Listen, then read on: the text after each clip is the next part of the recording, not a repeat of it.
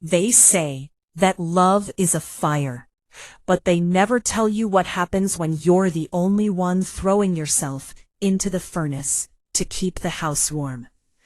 5 years ago, I stood in a drafty municipal courtroom, wearing a simple white sundress I'd bought on sale for $30. Mark held my hands, his palms sweating, his eyes glassy with what I truly believed back then was absolute devotion. We had nothing. Our wedding reception was a 12-pack of cheap beer and a cardboard box of cold pizza, shared on the floor of a tiny 500-square-foot studio apartment. The radiator clanked like a dying machine all night, and the windows let in the relentless howl of the city winter. But as I laid my head on Mark's chest, listening to the steady thumping of his heart, I remember whispering to myself, "We are going to build an empire." Mark had the ambition, but he lacked the means. When he was accepted into a prestigious, top-tier MBA program, the tuition numbers looked like a phone number to us. We couldn't afford it. We couldn't even afford the textbooks. But I looked at his brilliant, hungry eyes and made a silent vow. I told him, "You focus on the books, Mark. Let me handle the world." And handle it I did. For 2 grueling years, my life was a blur of exhausting, soul-crushing labor. I worked 3 jobs.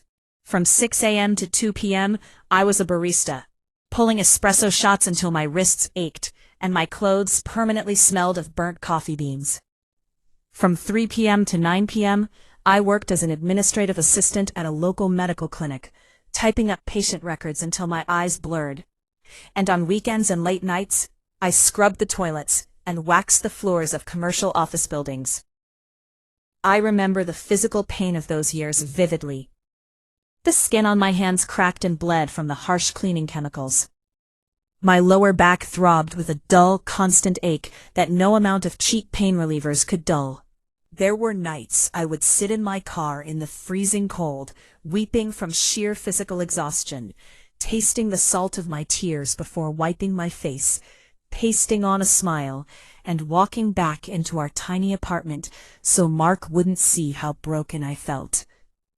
Mark at first noticed. He would wrap his arms around me, kiss my calloused hands, and look at me with tears in his eyes. "I'm going to make this up to you, Emily," he would whisper, burying his face in my hair. "I swear to God, once I get this degree, you will never have to lift a finger again. I'll buy you the world." I believed him.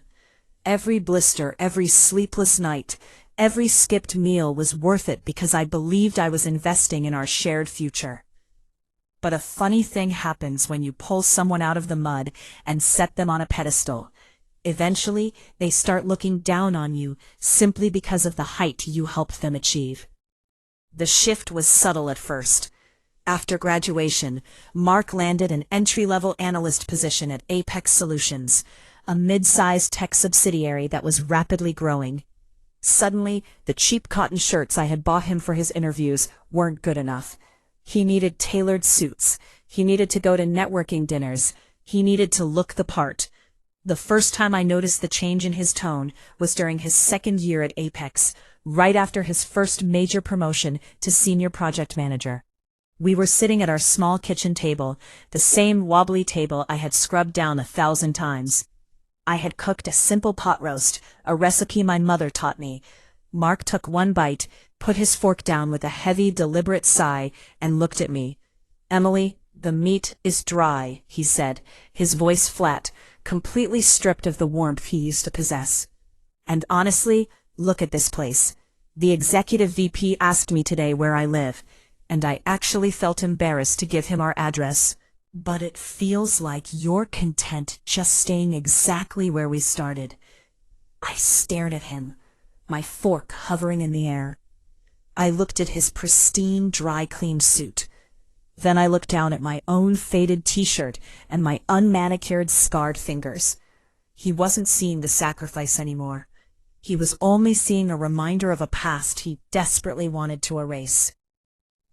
As the months rolled into years, Mark climbed higher and higher at Apex Solutions. And with every step he took up that corporate ladder, another piece of his gratitude withered away, replaced by an ugly, towering arrogance. He stopped asking about my day. He stopped kissing my cheek when he came home. He began to look at me not as his partner, not as the woman who had carried him on her back through the darkest financial storms of his life, but as a boring piece of domestic baggage. What Mark didn't realize, what he couldn't possibly comprehend in his narrow, status-obsessed mind, was that while he was busy trying to climb a ladder, I was quietly building the foundation of an entire skyscraper. 3 years ago, right around the time Mark was promoted to Director of Operations at Apex Solutions, my life changed in a way I never saw coming. My maternal grandfather, a deeply private, reclusive man who had lived in a modest home in upstate New York, passed away. Growing up, I knew him only as a quiet man who loved reading and tinkering in his garden. I had no idea that beneath his quiet exterior lay one of the most brilliant financial minds of his generation. When the estate lawyers called me into their mahogany-lined offices, I expected a vintage watch, or perhaps a small savings account to help pay off our remaining debts. Instead, they pushed a thick leather binder across the desk. My grandfather was the sole founder and majority shareholder of Vanguard Holdings, a massive, ultra-low-profile venture capital firm. He didn't believe in flashy corporate buildings or press releases. He believed in quiet, absolute power. When he passed, he left 100% of Vanguard Holdings, along with its multi-billion-dollar portfolio and liquid reserves, entirely to me. I sat in that office for 3 hours, the silence of the room pressing against my ears as the reality washed over me. I was no longer a struggling woman working herself to the bone. I was, on paper, one of the wealthiest individuals in the region. My first instinct was to call Mark. I picked up my phone, my fingers trembling, ready to tell him that our struggles were finally officially over. But just as I dialed his number, a memory stopped me cold. It was a memory from the week prior. Mark had come home late from a corporate gala. He was drunk on expensive scotch and his own inflated ego. He had looked at me as I was folding laundry and said, "You know, Emily, it's a shame you don't have a corporate brain. If you did, maybe you'd understand the pressure I'm under. Instead, you just handle the laundry. It must be nice to have such a simple, small life." The memory cut through me like a razor. And in that moment, sitting in the lawyer's office, a sudden protective instinct took over. I realized that Mark's arrogance was already growing out of control. If I handed him a billion-dollar fortune on a silver platter, it wouldn't make him grateful.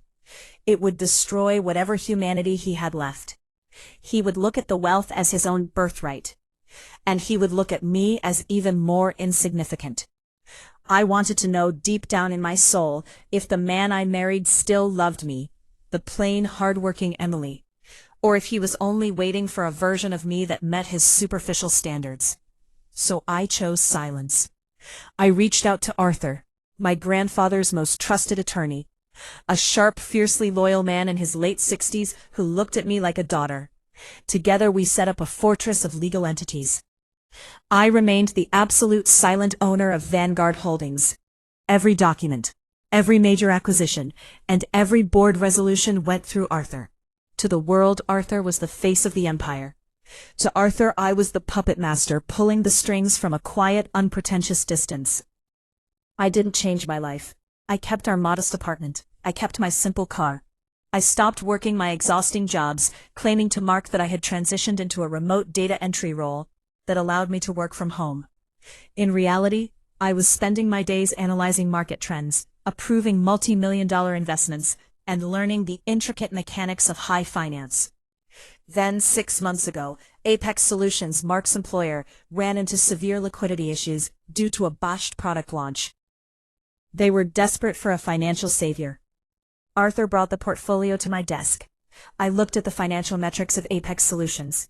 I looked at the department where my husband worked, and with a single stroke of my pen, I authorized Vanguard Holdings to quietly buy a 74% controlling interest in Apex Solutions. Mark came home that night ecstatic, waving a bottle of mid-shelf champagne. "Emily, you won't believe it," he shouted, slamming the bottle down. "Some massive powerhouse called Vanguard Holdings just bought us out. They're injecting hundreds of millions into the company. This is it. My stock options are going to skyrocket. I'm finally playing in the big leagues now." I smiled warmly, poured him a glass, and said, "That's wonderful, honey. I'm so proud of you." He had no idea that every time he walked into his office, every time he cashed his paycheck, and every time he sat in a staff meeting, he was working for me. I was his ultimate boss. And I was content to let him build his dream, until he decided to turn that dream into my living nightmare. The true rot began 3 months ago. Vanguard Holdings, acting under my quiet direction, decided to restructure the upper management of Apex Solutions to maximize performance. Arthur appointed a new chief executive officer, a woman named Victoria Vance, no relation to me, though the irony of the surname was not lost on me. Victoria was a corporate shark.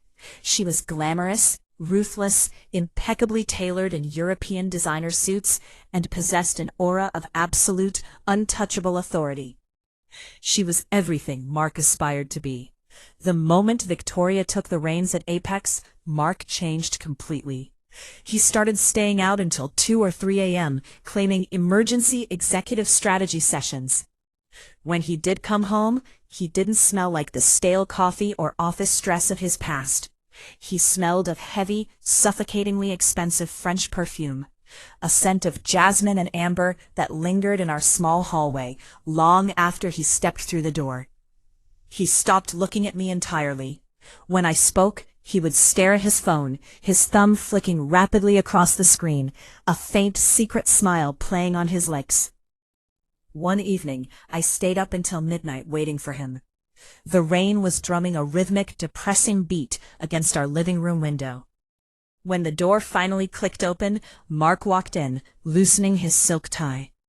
He looked at me sitting on the old sofa, and his face instantly twisted into an expression of profound disgust. "Why are you still up, Emily?" he snapped, tossing his briefcase onto the counter. "You don't have anywhere to be tomorrow. You don't have a real job. You don't understand what it's like to actually use your brain for 14 hours straight. I need peace when I get home, not you hovering around like a ghost." I kept my voice perfectly calm, my hands resting quietly in my lap. "I was just worried about you, Mark. You've been working late every night. We haven't had a real conversation in weeks." Mark let out a harsh, mocking laugh. He stepped closer, towering over me, the scent of jasmine pouring off his collar. "A conversation about what, Emily? The price of groceries? The neighborhood gossip? Look at yourself." He gestured grandly to my sweatpants and my tied-back hair. "You've completely let yourself go. You have zero ambition. I walk the hallways of Apex now. I sit in meetings with women like Victoria, women who command rooms, women who wear thousands of dollars of haute couture, women who actually matter in this world. And then I come home to this, a stay-at-home nothing. You're an anchor, Emily, a heavy, rusting anchor culling me down into the mud." The words were meant to break me. A few years ago, they would have. They would have sent me sobbing into the bathroom, questioning my worth as a woman and a wife. But tonight, they didn't break me. They cleared the last remaining fog from my eyes. The man who had promised to buy me the world because I scrubbed floors for his education was officially dead. In his place stood a pathetic, shallow social climber who was willing to step on the very hands that fed him. I didn't argue. I didn't scream. I simply nodded slowly and said, "I understand, Mark." "No, you don't," he muttered, turning his back on me and walking into the bedroom, slamming the door behind him. Over the next few weeks, I didn't sit at home weeping. I used my simple, small life to gather every single piece of evidence I needed. I authorized Arthur to initiate a discreet internal audit of Victoria's corporate expenditures at Apex Solutions. I also hired a private investigator. Within 7 days, my inbox was flooded with high-resolution photographs. Mark and Victoria holding hands outside luxury boutiques. Mark kissing Victoria in the back of a chauffeured town car. Victoria using the Apex Solutions corporate credit card, funded by my venture capital firm, to buy Mark a $50,000 luxury Swiss watch and rent a private villa for a weekend business retreat. They thought they were being incredibly clever. They thought they were high society gods playing a game above the clouds, entirely untouchable by a plain woman in a small apartment. They had no idea they were dancing on thin ice, and I was holding the hammer. On a rainy Thursday evening, Mark did something he hadn't done in over a year. He asked me out to dinner. But he didn't suggest our local diner or the small Italian bistro where we used to celebrate our anniversaries. He texted me an address to L'Étoile, the most exclusive, Michelin-starred French restaurant in the financial district, where reservations required a 3-month waiting list. I knew exactly what this dinner was. It wasn't an olive branch. It was an execution. I dressed carefully. I didn't wear the expensive designer clothes I could easily afford. I chose a simple, conservative navy blue dress from my closet. I kept my makeup minimal. I wanted him to see exactly what he thought I was, a defenseless, ordinary woman. When I arrived at the restaurant, the hostess escorted me to a secluded booth in the back, away from the main dining room. Mark was already sitting there, sipping a glass of vintage red wine. He looked immaculate, wearing the very Swiss watch Victoria had bought him with my company's money. The air between us was thick, suffocatingly cold. We ordered in silence. When the food arrived, neither of us touched it. Mark cleared his throat, adjusting his cufflinks, his eyes avoiding mine for a brief second before hardening into a cold, clinical gaze. "Let's skip the pleasantries, Emily," he said, his voice entirely devoid of emotion. He reached into his breast pocket, pulled out a thick, crisp white envelope, and slid it across the white tablecloth. It slid smoothly, stopping right next to my water glass. "Open it." I didn't need to open it to know what it was. The texture of the heavy bond paper told the story before my eyes could. I opened the flap and pulled out the document. The bold black letters at the top read, "Petition for Dissolution of Marriage." I didn't gasp. I didn't shed a single tear. I calmly turned the pages, scanning the text.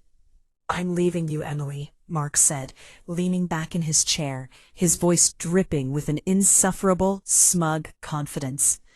"And I'm going to be completely honest with you, because I don't want to waste time on legal dramatics. I'm leaving you for someone in my tax bracket. Victoria and I are in love. She is a multi-millionaire CEO. She understands my vision. She can help me build the legacy I deserve. You're just a relic of the past I've outgrown." I kept reading the document. I noticed a specific clause regarding our assets. "As you can see," Mark continued, pointing a manicured finger at the paper, "I'm taking the apartment. I paid the majority of the mortgage over the last 2 years anyway. You'll get a small lump sum of $10,000 to find yourself a little rental somewhere, and that's it. Don't bother fighting it in court. Victoria has the most expensive legal team in the city on retainer. If you try to drag this out, they will destroy you. Just sign the papers, take the 10 grand and leave quietly. It's the best deal you're ever going to get." He looked at me, his face twisted into a smug, expectant smirk. He expected the waterworks. He expected me to scream, to beg him to remember our vows, to remind him of the 3 jobs I worked, to plead for my dignity. Instead, I looked up from the papers, looked him straight in his arrogant eyes, and I smiled.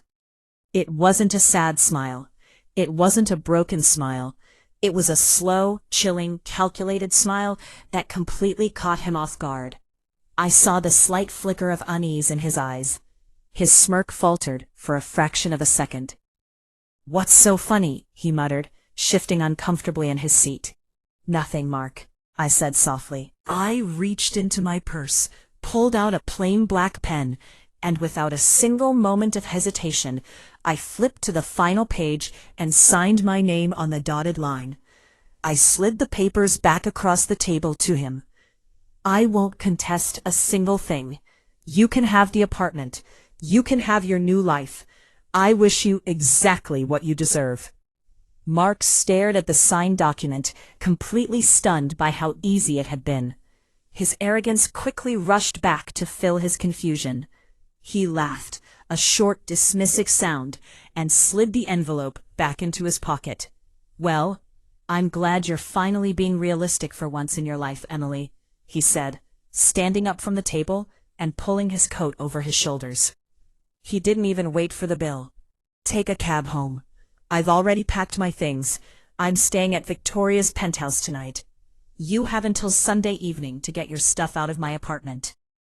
He turned and walked away, his polished leather shoes clicking confidently against the marble floor of the restaurant.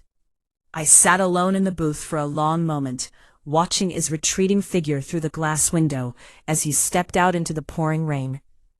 Enjoy your weekend, Mark, because come Monday morning, the storm is coming for you. The next 48 hours were a masterclass in quiet elimination. Mark didn't waste any time. By Friday morning, my phone was buzzing with toxic, mocking text messages from him. One text was a photo of the view from Victoria's multi-million-dollar downtown penthouse, a sweeping skyline of the city wrapped in clouds. Below the photo, Mark had written, "This is what real success looks like, Emily.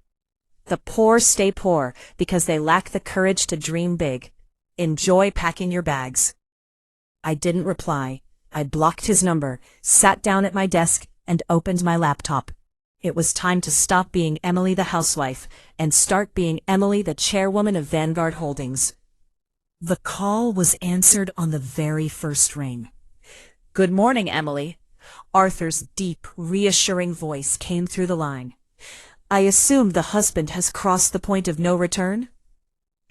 "He served the papers last night, Arthur," I said, my voice as cold as ice. "He's moving into Victoria's penthouse. It's time. I want an emergency, mandatory board meeting called at Apex Solutions. Monday morning, precisely at 9 a.m. "Consider it done," Arthur replied, the rustle of papers audible over the phone. "And what about the audit results for Victoria Vance? What did we find?" "It's extensive, Emily. Over the last 4 months, Victoria has misappropriated nearly $1.2 million of Apex Solutions corporate funds. Funds directly provided by Vanguard's investment capital. She's classified private luxury vacations, high-end jewelry, and a $50,000 Swiss watch for your husband as corporate marketing expenses. It's a blatant violation of her fiduciary duty." I smiled, a slow, dangerous warmth spreading through my chest. Perfect. What about the executive contracts? Both Victoria's CEO contract and Mark's employment contract contain a standard, ironclad morality and ethics clause, Arthur explained. It strictly prohibits senior executives from engaging in romantic relationships with direct subordinates that create a conflict of interest or lead to the misappropriation of company assets. The penalty for violation is immediate termination for cause, with absolute forfeiture of all severance, stock options, and bonuses. "Beautiful," I whispered. "Prepare the termination paperwork, Arthur. Compile the full audit report, the photographs from the private investigator, and the asset freeze orders. I will be attending the meeting personally." There was a brief pause on the other end of the line. I could hear the immense satisfaction in Arthur's voice when he spoke next. "It will be an honor to escort you into that room, Chairwoman. I spent the rest of the weekend packing my few personal belongings from the apartment. I didn't take a single piece of furniture, nor a single item Mark had ever bought me. I left the keys on the kitchen counter next to an empty bottle of cheap champagne. I moved into a luxury penthouse suite at the Four Seasons, overlooking the entire city. As I stood by the floor-to-ceiling windows on Sunday night, watching the flashing neon lights of the financial district, I felt lighter than I had in years. The sacrifice was over. The game was about to begin.